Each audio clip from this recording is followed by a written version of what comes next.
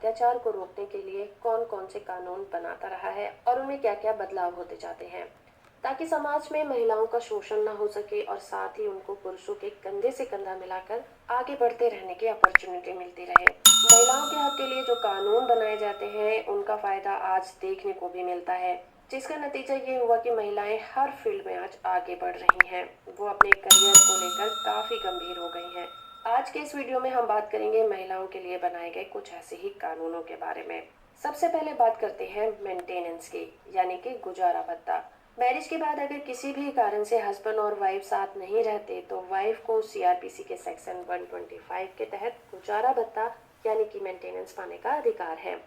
वो घरेलू हिंसा के तहत जाकर भी अपने गुजारे भत्ते की डिमांड कर सकती है। इसके अलावा अगर उनकी मैरिज डिसॉल्व हो जाती है, तलाक हो जाता है, तब भी वो हिंदू मैरिज एक्ट के सेक्शन 24 के अंदर मुआवजा पाने की हकदार मानी गई है, जो कि हस्बैंड की आर्थिक हालत को देखते हुए ही तय की जाती है। दूसरा कानून है मायके की प्रॉपर्टी में अधिकार, यानी कि पिता की प्रॉपर्टी में हक।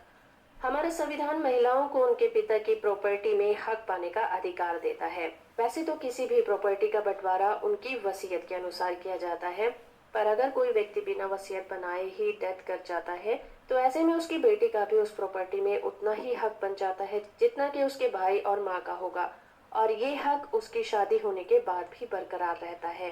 अपने पति की प्रॉपर्टी में हक। वैसे तो मैरिज के बाद महिला का पूरा हक होता है अपने पति की प्रॉपर्टी पर अगर विवादों के चलते पति पत्नी का साथ रहना मुश्किल हो जाता है तो पत्नी अपने पति की प्रॉपर्टी और उसकी इनकम में अपना अधिकार मांग सकती है।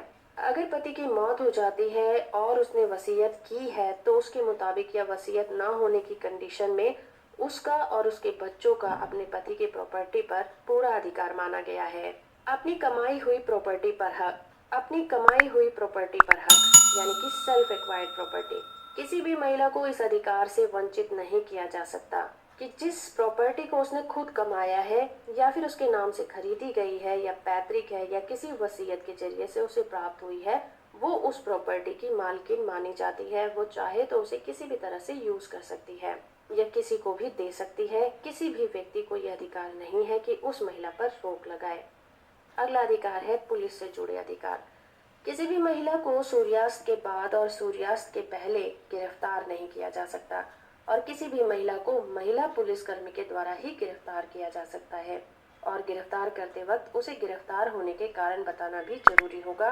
गिरफ्तार करने के बाद उसे जमानत से रिलेटेड जानकारी दी जानी चाहिए और साथ में गिरफ्तारी के तुरंत बाद उसके करीबी लोगों को उसकी जानकारी देना जरूरी होगा, और महिला की तलाशी भी एक महिला पुलिसकर्मी ही ले सकती है। अगला अधिकार है घरेलू हिंसा के खिलाफ अधिकार। किसी भी महिला के साथ अगर उसका पति या उसके घर वाले या रिश्तेदार किसी भी तरह से उसके साथ बुरा बर्ताव करते हैं या उसके अधिकारों से उसे वंचित करते हैं तो वो इसके खिलाफ डोमेस्टिक वायलेंस की शिकायत दर्ज करा सकती है और अपने अधिकारों की मांग कर सकती है। महिला कर्मचारियों के स्पेशल राइट। अगर महिला किसी फैक्ट्री में काम करती है तो उसके लिए अलग से चेंजिंग रूम होने चाहिए। अगर फैक्ट्री में 30 से ज्यादा महिलाएं हैं तो बच्चों के लिए गैरेज का इंतजाम होना चाहिए। फैक्ट्री में काम सुबह 6 से 7 बजे के बीच ही होना चाहिए और लगातार 5 घंटे से ज्यादा समय तक उनसे काम नहीं कराया जा सकता, और एक सप्ताह में 48 घंटे से ज्यादा भी काम नहीं कराया जा सकता। Maternity benefit. Maternity benefit act 1961 में महिला कर्मचारियों के प्रेगनेंसी के पहले और बाद के 6-6 सप्ताह की पूरी सैलरी छुट्टियों के साथ दी जाती है। प्रेगनेंसी के लास्ट मंथ में महिला कर्मचारी से भारी काम भी नहीं कराया जा सकता। अगला कानून है समान काम के लिए समान वेतन पाने का। समान वेतन अधिनियम 1976 के एक ही तरीके के काम के लिए समान वेतन देने का प्रोविजन किया गया है। अगर कोई महिला अपने साथ काम करने वाले पुरुष जैसा ही काम करती है तो उसे पुरुष से कम वेतन नहीं दिया जा सकता। महिला और पुरुष की नौकरियों में भर्ती या फिर सेवा भर्ती में कोई भी भेदभाव नहीं किया जा सकता। यौन उत्पीड़न पर रोकथाम। कार्यस्थल पर महिलाओं का शोषण या फिर यौन उत्पीड़न को रोकने के लिए महिला यौन उत्पीड़न रोकथाम, निषेध और निवारण कानून भी बनाया गया। इसके अंतर्गत किसी भी महिला को कार्यस्थल पर उसके साथ किसी भी तरह की अब्यूजिव लैंग्वेज का इस्तेमाल नहीं किया जाएगा। अश्लील पिक्चर्स या मूवी दिखाना, पीछा करना, गलत नियत से उसे टच करना, उसके कैरेक्टर पर उंगली उठाना इत्यादि, ये सारी बातें आती हैं। अगर इनमें से कुछ भी उसके साथ होता है तो वो अपने इस अधिकार का इस्तेमाल करते हुए उस पुरुष के खिलाफ शिकायत को दर्ज कर सकती है। अगला कानून है दहेज निवारक कानून। दहेज निवारक कानून 1961 में पारित किया गया और इस कानून के अंतर्गत किसी भी महिला को उसके ससुराल में दहेज लाने के लिए मजबूर नहीं किया जा सकता। इस कानून के तहत दहेज लेना और देना दोनों ही अपराध माने गए हैं, जिसके लिए सजा का भी प्रोविजन किया गया है। कन्या भ्रूण हत्या के खिलाफ अधिकार। अजन्मे बच्चे का मौलिक अधिकार है कि वो जन्म ले। नई चिकित्सा प्रणाली या भ्रूण हत्या द्वारा उसका जीवन का अंत नहीं किया जा सकता।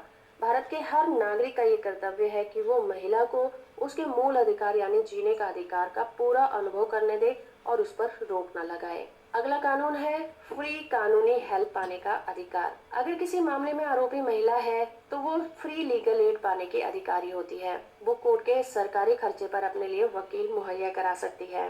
लीगल एड सिर्फ गरीब महिलाओं को ही नहीं दी जाती, ये किसी भी तरह की महिलाओं को, किसी भी आर्थिक स्थिति की महिलाओं को ये कानूनी मदद दी जाती है। तो फ्रेंड्स, ये थी वीडियो महिला